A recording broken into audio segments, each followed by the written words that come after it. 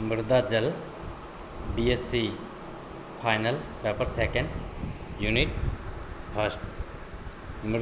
मृदा या सॉइल में पानी की बहुत अधिक मात्रा होती है और इसका एकमात्र जो मुख्य स्रोत है वो वर्षा होती है, बारिश होती है। भारी वर्षा के बाद पानी को मृदा कई रूपों में रखते हैं। मृदा द्वारा पानी कंजर्व रखने के आधार पर इसे कई नाम दिए गए हैं, जैसे ग्रेविटेशनल वाटर या गुरुत्वीय जल, केशिकीय जल या कैपिलरी वाटर, आर्द्रता ग्राही जल या हाइग्रोस्कोपिक वाटर और संयुक्त जल या कंबाइंड वाटर। सबसे पहले अगर हम बात करें गुरुत्वीय जल की या ग्रेविटेशनल, यह वह मुक्त जल या फ्री वाटर है जो कि ग्रेविटेशन के प्रभाव से मृदा से नीचे की ओर वाटर टेबल तक चला जाता है। ये पौधों के लिए उपयोगी नहीं होता क्योंकि ये नीचे चला जाता है, इसलिए आवश्यकता से अधिक वह जल होता है जो कि संग्राहक क्षमता से अधिक होने के कारण मृदा में नीचे बह जाता है। जितना मृदा जल को धारण कर सकती है उतना कर लेती है, उससे ज़्यादा होता है वो नीचे वाटर टेबल में चला जाता है। उसको ग्रेविटेशनल वाटर कहते हैं, जो ग्रेविटेशनल फोर्स की सहायता से या गुरुत्वीय बल की सहायता से नीचे की ओर जाता है। सेकेंड, कैपिलरी वाटर या केशिकीय जल, यह नॉन कोलोइडल मृदा है, उसके कणों के बीच के स्थान को भरता है और उनके चारों तरफ एक झिल्ली का फॉर्मेशन कर देता है। यह जल केशिकीय दबाव द्वारा कणों के बीच में और उसके चारों तरफ पाया जाता है और पादप जीवन के लिए बहुत ही उपयोगी होता है। जिस तरीके से हमने देखा गुरुत्वीय जल है वो मृदा में नीचे की ओर चला जाता है, इसलिए इतना ज़्यादा इम्पोर्टेंट नहीं होता पौधों के लिए, जबकि केशिकीय जल मृदा के कणों के बीच में और चारों तरफ पाया जाता है, इसलिए ये पादप जीवन के लिए बहुत ही उपयोगी होता है। थर्ड वन, हाइग्रोस्कोपिक वाटर या आर्द्रता ग्राही जल, वह जल जो कि मृदा कणों पर पतली झिल्ली के रूप में पाया जाता है, आर्द्रता ग्राही जल कहलाता है। यह जल पौधों को प्राप्त नहीं होता क्योंकि यह एडेसिव और कोहेसिव बल के कारण मृदा के कणों से चिपका रहता है। तो गुरुत्वीय जल है वो भी पौधों के लिए उपयोगी नहीं है, हाइग्रोस्कोपिक वाटर भी उपयोगी नहीं है। जो कैपिलरी वाटर है मृदा कणों के बीच में और उनके चारों तरफ पाया जाता है, it's very important for plants because गुरुत्वीय जल नीचे चला जाता है। आर्द्रता ग्राही जल है वो एडहेसिव और कोहेसिव फोर्स के कारण मृदा कणों से चिपके रहते हैं। मृदा में जो विद्यमान कुल जल होता है उसकी मात्रा को होलार्ड कहते हैं। होलार्ड जो वाटर की होल अमाउंट है उसको होलार्ड कहेंगे। इनमें से जो मात्रा पौधों को उपलब्ध होती है उसे क्रिसार्ड कहते हैं। जैसे हम जानते हैं कैपिलरी वाटर जो पौधों के लिए उपयोगी हैं या पौधों को उपलब्ध होता है इजीली, उसे क्रिसार्ड कहते हैं। जो उपलब्ध नहीं होता उसे इकार्ड कहते हैं, जैसे ग्रेविटेशनल वाटर हैं। और साथ में हमने ये भी देखा दूसरा जो है हाइग्रोस्कोपिक है वो भी इजीली अवेलेबल नहीं होता। फोर्थ वन की बात करें कंबाइंड वाटर, मृदा जल का थोड़ा सा भाग मृदा पदार्थों के साथ रासायनिक रूप से बंधा होता है, that is called combined water. यह एल्यूमिनियम, आयरन और सिलिकॉन के हाइड्रिक ऑक्साइड या हाइड्रेटेड ऑक्साइड के रूप में होता है। यहाँ पर देखिए आप जो देख रहे हैं अपन मिट्टी के अंदर जल हैं, ऊपर जो नीचे की तरफ जाता है ग्रेविटेशनल, कैपिलरी वाटर है, उसके बाद हाइग्रोस्कोपिक है और कंबाइंड है। हम देख रहे हैं क्रिसार्ड जो पौधों को इजीली अवेलेबल होता है, क्रिसार्ड के अंदर हमने देखा जो कैपिलरी वाटर है अवेलेबल रहता है उसे अपन क्रिसार्ड कहेंगे, और होल वाटर है that is called holard, and echard हम कहते हैं जो उपलब्ध नहीं होता, जो नीचे की तरफ है, जैसे देखिए ई कार्ड है वो not available, that is called E card. इस तरीके से फील्ड कैपेसिटी, छिद्रिल स्पेस।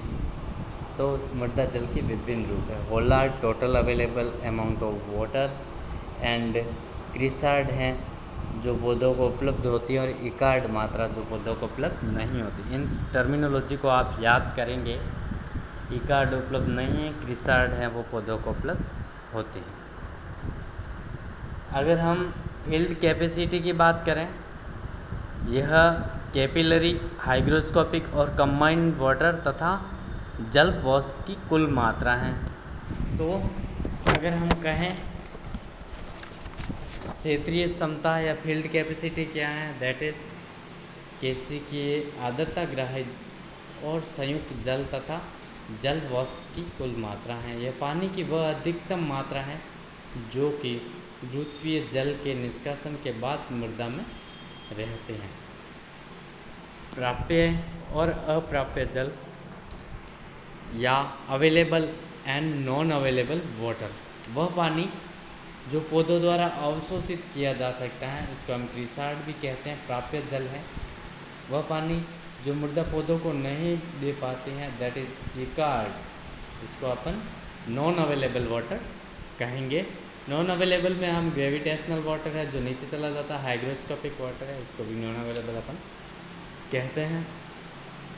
शिथिल बिंदु या शिथिल गुणांक, विल्टिंग पॉइंट और कोएफिशिएंट ऑफ विल्टिंग, मृदा में आर्द्रता की वह प्रतिशतता जिस पर पौधा मुरझाने के बाद फिर से सही अवस्था में नहीं आएगा, स्थायी शिथिल बिंदु या शिथिल गुणांक कहलाते हैं।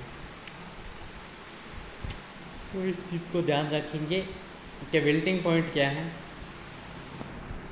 आर्द्रता की वह प्रतिशत मात्रा उसके बाद पौधा वापस नॉर्मल अवस्था में नहीं आता है। मृदा के रंग की बात करें, यह 3 प्रकार का होता है। लिथोक्रोम जो कि इसका पेरेंटल कलर है, दूसरा है एक्वायर्ड या अर्जित, तीसरा होता है जेनेरिक या वांशिक जो एक वंश से दूसरे वंश में होता है। ये दोनों ही मृदा की निर्माण प्रक्रिया के लिए उत्तरदायी हैं। बाहर के गुणों से प्रभावित अर्जित तथा आंतरिक लक्षणों से मृदा निर्माण करते हैं। आगे हम बात करें प्राणियों पर मृदा के प्रभाव। जो मृदा है या सोइल है उसका केमिकल कंपोजिशन क्या है, रासायनिक संगठन, ये निर्धारित करते हैं कि ये पौधों और जंतुओं के लिए उपयोगी है या नहीं है, ये इनको किस तरीके से लाभदायक है। मृदा की सरंध्रता या पोर, मृदा में परिसंचरित होने वाले जल और वायु के परिमाण तथा प्राणियों की वृद्धि और पोषण के लिए पदार्थों की उपलब्धता को निर्धारित कर प्राणियों को प्रभावित करते हैं। मृदा के गठन का प्राणियों पर प्रभाव, केवल विशेष रूप से अनुकूलित प्राणी ही विभिन्न प्रकार के भूमि तलों पर रह सकते हैं। उदाहरण, चट्टानी भूभाग पर एवं कठोर खुले प्रदेशों में तेज दौड़ने वाले प्राणी पाए जाते हैं जिनमें लिम्ब डिजिट्स या पादांगुलियों की संख्या प्राय कम हो जाती है। उदाहरण जैसे हिरन, बारहसिंगा और शतुरमुर्ग। क्योंकि चट्टानी भूभाग और कठोर खुले प्रदेशों में दौड़ने वाले प्राणियों, इनमें जो अंगुलियों की संख्या है वो कम होगी ताकि इनको दौड़ने में आसानी हो, क्योंकि जो स्पेस हैं वो हार्ड है। मृदा के गठन का पौधों पर प्रभाव, ठोस चट्टानी आधार पर केवल मॉस और लाइकेन रह सकते हैं, जैसे बालू टीले या सैंड ड्यून्स है, जैसलमेर बाड़मेर में हम देखते हैं, या ग्रेवल स्लाइड है, जैसे स्थूल या शिफ्टिंग सैंड ड्यून्स आधार पर वही पौधे पाए जाते हैं जिनका मूल तंत्र विस्तृत और मजबूत हो, जैसे टीलों की घास तथा पोरेंचिया पाए जाते हैं। यदि मृदा बहुत ही मुलायम हो तथा जहाँ इससे पौधों की स्थापना नहीं की हो सकती है जिनकी मजबूत पकड़ की आवश्यकता होती है। यदि मृदा की सरंध्रता अधिक होती है और इसमें से जल शीघ्र रिस जाता है और पौधों को उपलब्ध नहीं हो पाता। मृदु बालू, कच्छ और जो बर्फ है उससे आच्छादित रहने वाले प्राणियों में फैला हुआ पाव होता है,